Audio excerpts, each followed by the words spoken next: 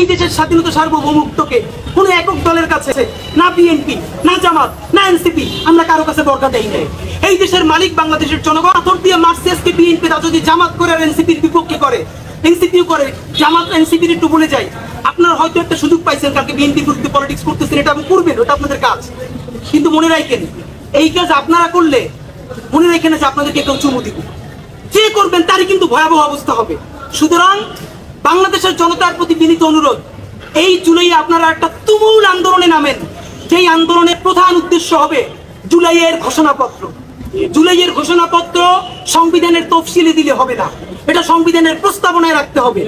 এইটা প্রস্তাবনায় রাখলেই কেবল নতুন বাংলাদেশের সূচনা যে হয়েছে এইটা আনুষ্ঠানিকভাবে শুরু হবে। নাম্বার 2, নতুন রাষ্ট্র বিনির্মাণ কিসের আলোকে হবে? জুলাই সনদ ঘোষণা করতে হবে।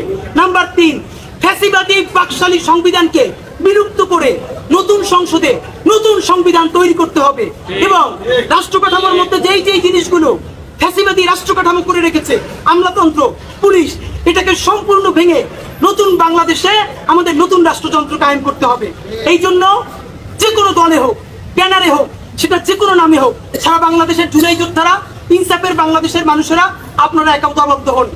সরকারের প্রতি একটাই কথা, অতি দ্রুত নতুন পুলিশ নিয়োগ করেন এবং আপনারা, সরকার এতদিন বিএনপি আপার হ্যান্ড নিয়ে নিচ্ছিল সরকারের কাছে, সরকার কোনোভাবে বিএনপিকে ম্যানেজ করতে পারতেছিল না।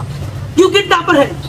আপনি এবার বিএনপির বলেন এইটা রাজি হন, জুলাইয়ের পক্ষে থাকেন, ঘোষণাপত্র দেন, সনদ দেন, নতুন সংবিধান চান। না করলে বিএনপি নিজেই চাপে পড়ে যাবে। আমাদের জিন্দাবাদ, ইনকিলাব জিন্দাবাদ।